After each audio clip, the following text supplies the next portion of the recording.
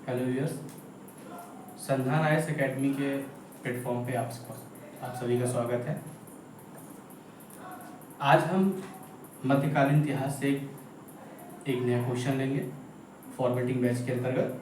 Question है, मोहम्मद बिन तुगलक अपने समय से कहीं आगे की सोच वाला शासक था। ये फॉर्मेटिंग क्वेश्चन है। ये एक बार यूपीएससी में आ चुका है।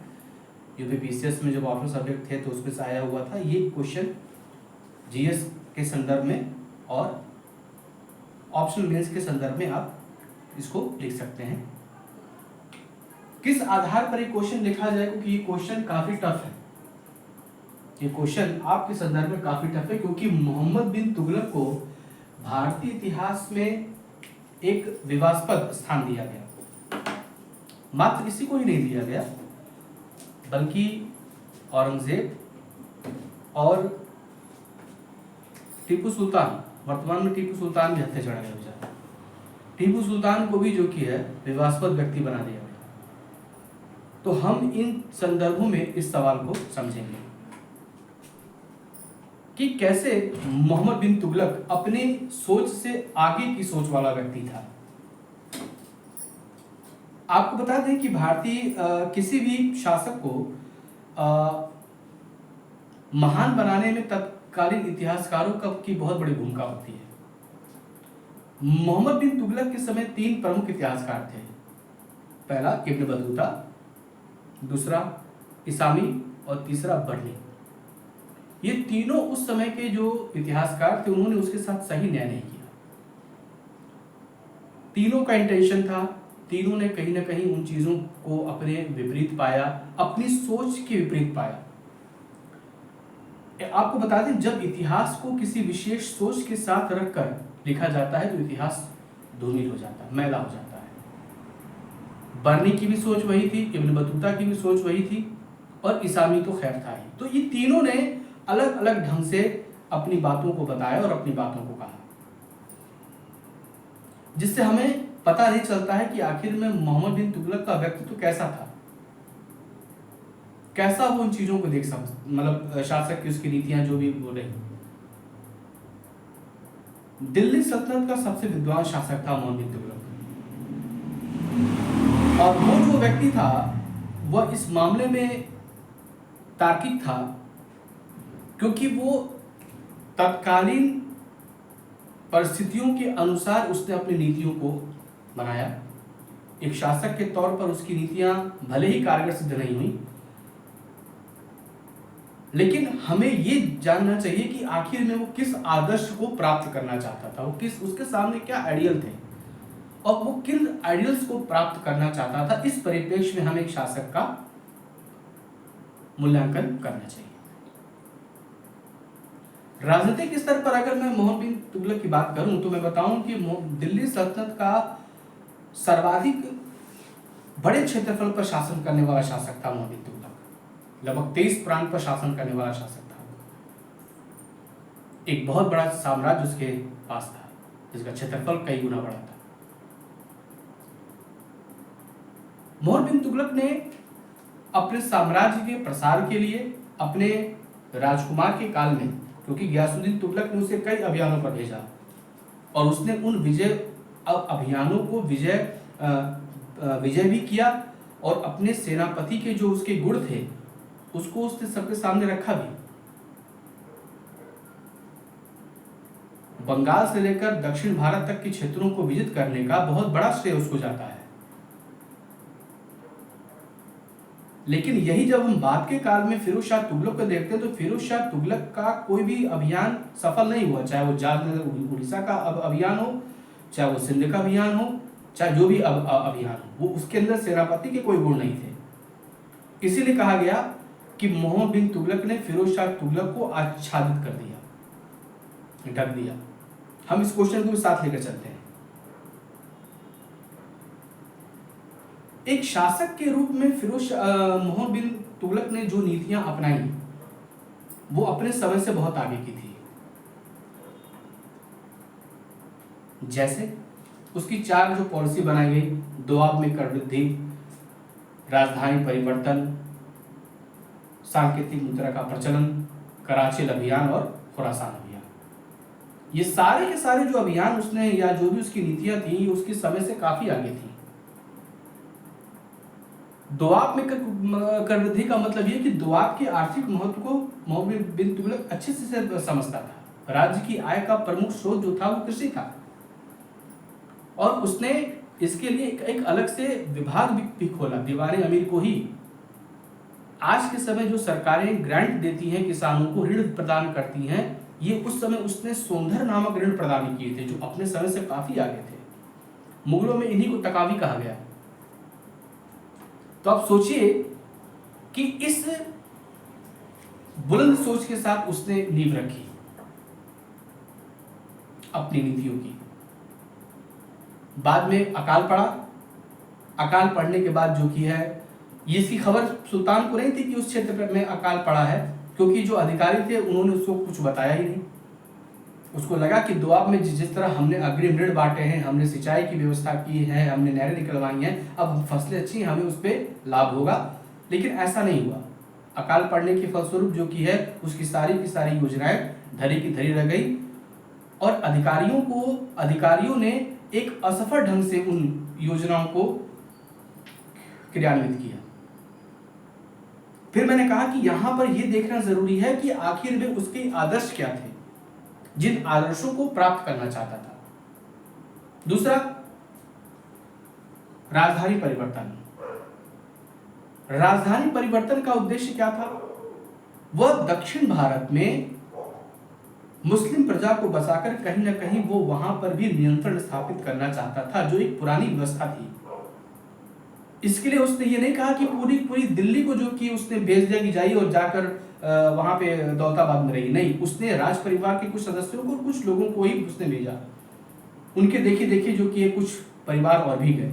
इसका प्रमाण सन 1327, 28 और 29 में जो सिक्के ढाले गए दिल्ली में, उससे पता चलता है कि दिल्ली वीरान नहीं हुई थी। जैसा इतिहासकार कहते हैं, दिल्ली में एक बिल्ली नहीं बची। इब्न बतूता कहता है कि अंधे और लंगड़े को जो कि खींच के ले जाएगा। ये सब अतिशयोक्ति है, बदनाम करने का तरीका था। वास्तविकता में मोहम्मद बिन तुगलक सांस्कृतिक एकीकरण का प्रयास कर रहा था। यह सांस्कृतिक एकीकरण बाद में अकबर ने किया तो उसको महान कहा गया। ये नहीं कर पाया तो पागल हो गया। ये नहीं कर पाया तो पागल हो गया। ये जो कल्चरल इंटीग्रेशन का सिस्टम जो था वो सबसे पहले मोहम्मद बिन तुगलक ने शुरू किया। सांकेतिक मुद्रा का प्रचलन, ये भी उसके दिमाग से कहीं वो था, क्योंकि उसमें चांदी की कमी हो गई थी। ऐसा ईश्वर टोपा कहते हैं। चांदी की कमी होने के बाद उसने जो की है एक विशेष प्रकार के सिक्के चलाए जो अदली कहे गए। इनको कसौटियों पर ही परखा जाता था, ये मामूली सिक्के नहीं थे। जनता के ने जाली सिक्कों को लेने देने में असावधानी बरती। जैसा बर्नी कहता है कि हर हिंदू का घर टकसाल बन गया। ये फिर अतिशोक्ति वाला सिक्का है कि हर हिंदू का घर टकसाल बन गया, यानी अन्य वर्ग, यानी मुस्लिम वर्ग या अन्य वर्ग सिक्के नहीं डालते थे।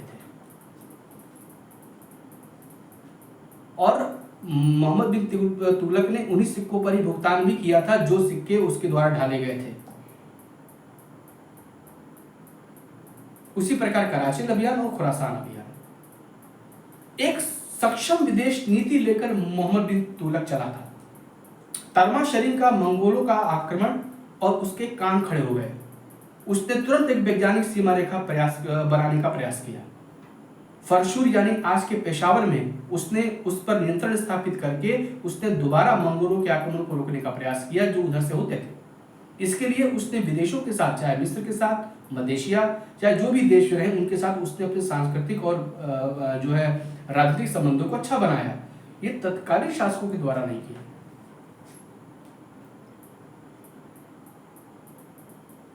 इस मामले में मोहम्मद बिन तुगलक फिरोज शाह तुगलक को आच्छादित कर देता है, क्योंकि फिरोज शाह तुगलक के पास इतनी दूरंदेशी वाली बुद्धि नहीं थी।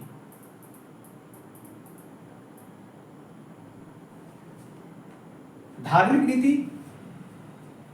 फिरोज शाह तुगलक उलेमाओं के साथ अपने संबंधों को अच्छा बनाने के प्रयास में, क्योंकि गद्दी पर उसका डायरेक्ट अधिकार नहीं था, उलेमा वर्ग के द्वारा ही उसे गद्दी प्राप्त हुई थी।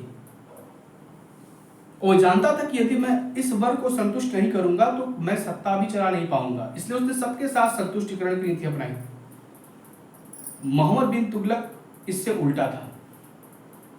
फिरोज शाह तुगलक जो था, फिरोज शाह तुगलक ने अपनी नीतियों के क्रम में उलेमाओं को धार्मिक नीतियां बनाने का कुछ छूट प्रदान की।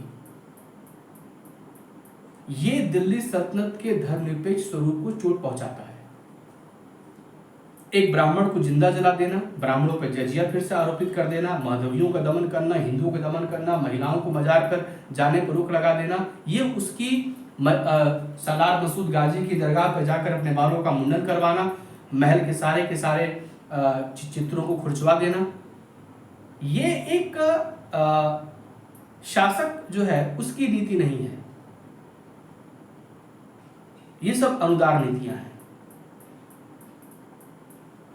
तत्कालीन इतिहासकार कहता है कि अफीफ कहता है कि लोग दूर दूर से आते थे और इस्लाम जो कि स्वीकार करते थे, तो सुल्तान उनको जो कि है इनाम बख्शता था। मोहम्मद बिन तुगलक के मामले में ऐसा नहीं है। एक तो सबसे पहले उसने इस्लाम को तर्क के आधार पर कसा। वो इब्ने तैमिया के विचारों से प्रेरित था। इस्लाम को तर्क के आधार पर कसना, किसी भी चीज को रैशनैलिटी, तार्किकता होनी चाहिए। अगर आप किसी भी चीज पर तर्क नहीं करते हैं तो या तो आप कट्टर हैं या तो आपको बोलने नहीं आता। एक बात, चाहे वो हिंदू धर्म हो, चाहे वो इस्लाम धर्म हो, चाहे वो ईसाई धर्म हो, चाहे वो कोई भी धर्म हो, यदि आप तर्क नहीं करते हैं, उसके लॉजिक को नहीं बताते हैं, तो वो धर्म ही नहीं है। क्योंकि धर्म विज्ञान से अलग नहीं होता है। अगर कोई धर्म विज्ञान को मान्यता प्रदान नहीं करता है या उसके अंदर वैज्ञानिकता नहीं है, तो या तो उस धर्म को छोड़ दीजिए या तो जो कि है उन चीजों को अलग कर दीजिए। मोहम्मद बिन तुगलक ने सबसे पहले समाज का निचला वर्ग, समाज में जो उसने हिंदू थे, खासकर रतन, जिसको उसने अजीम सिंध की उपाधि दी, समर सिंह, जिसको उसने जो कि तेलंगाना का सूबेदार बना दिया, ये जो हिंदुओं के प्रति उसकी नीति थी, जिसको अब हम लोग धर्म निरपेक्ष नीति कह सकते हैं, ये धर्म निरपेक्ष की नीति जो मोहम्मद बिन तुगलक ने अपनाई, हम फिरोज शाह तुगलक के मामले में नहीं देखते। हिंदुओं के त्योहार को खेलना, होली खेलना, जैन संत जिन प्रभा सूरी से रात भर वार्तालाप करना रहस्यवाद के विषय पर, यहां तक कि उलेमाओं को भी न्याय के दायरे में खींच लेना, ये उस समय नहीं किया किसी ने, लेकिन उसने क्या किया, उलेमाओं को भी न्याय के दायरे में खींच लिया। ये बहुत बड़ी बात थी, इसलिए उलेमा उससे चिढ़ गए। अगर अब ये प्रश्न होता है कि आखिर में अगर ये पॉलिसी, ये जो मैंने आपको बताया कि मोहम्मद बिन तुगलक के मामले में ये काम किए गए, तो दिल्ली सल्तनत का वास्तविकता में अकबर कहलाने का हकदार कौन है? मोहम्मद बिन तुगलक, क्योंकि उसने दिल्ली सल्तनत को धर्म निरपेक्ष आधार प्रदान करने का प्रयास किया। ये ऐसे कोई भी कार्य फिरोज शाह तुगलक के द्वारा नहीं किए गए।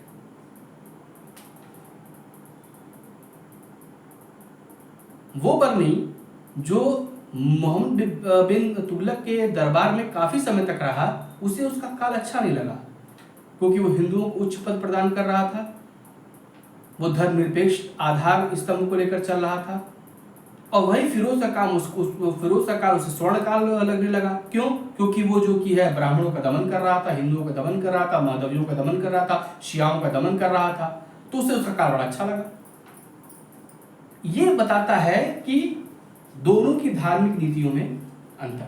तो इस मामले में मोहम्मद बिन तुगलक से फिरोज शाह तुगलक आच्छादित हो गया, ढक गया। सांस्कृतिक एकीकरण, आपको पता होना चाहिए कि सम्राट अशोक के बाद मोहम्मद बिन तुगलक ही मध्यकाल का एकमात्र शासक था जिसने सांस्कृतिक एकीकरण करने का प्रयास किया। राजनीतिक, सामाजिक और सांस्कृतिक एकीकरण, ये आप फिरोज शाह तुगलक के मामले में नहीं देखते हैं या बाकी शासकों में नहीं देखते हैं। हाँ, अकबर के समय आप देख सकते हैं। लेकिन 14वीं शताब्दी का शासक जो कि है सांस्कृतिक एकीकरण के बारे में सोच रहा है तो बहुत बड़ी बात है, और ये काम मोहम्मद बिन तुगलक ने किया। सांस्कृतिक कल्चरल इंटीग्रेशन, जो इससे पहले प्राचीन भारत में सम्राट अशोक ने किया था, वो काम इसके द्वारा किया गया। इसलिए क्या हुआ, सम्राट अशोक भी महान, अकबर भी महान, ये पागल, क्योंकि इसके काम सफल नहीं हुए। तो ये एक छोटी सी मैंने आपको विवेचना बताई मोहम्मद बिन तुगलक की। एक शासक को उसकी नीतियों के आधार पर ही हम बता सकते हैं कि वो कैसा है। हम आप कौन होते हैं कि हम एक ऐसे शासक को उल्टा बता दें जो शासक कभी अपनी नीतियों को हमेशा आदर्श के आधार पर रखता था। वो किस आदर्श को प्राप्त करना चाहता था, हमको ये देखना है। इस मामले में देखा जाए तो वो काफी आगे था। सांकेतिक मुद्रा का प्रचलन बहुत अपने समय से बहुत आगे की सोच उसकी थी। क्रॉप रोटेशन, कल्चरल इंटीग्रेशन, एक वैज्ञानिक सीमा को प्राप्त करने की स्थिति, ये जो व्यवस्था उसकी सोच थी, ये औरों से कहीं आगे थी। तो इस मामले में दिल्ली सल्तनत का यदि अकबर कहे जाने का हकदार है तो वो है मोहम्मद बिन तुगलक, न कि फिरोज शाह तुगलक। आप इसको ऐसे लिख सकते हैं अपने उत्तर फॉर्मेट। Thank you.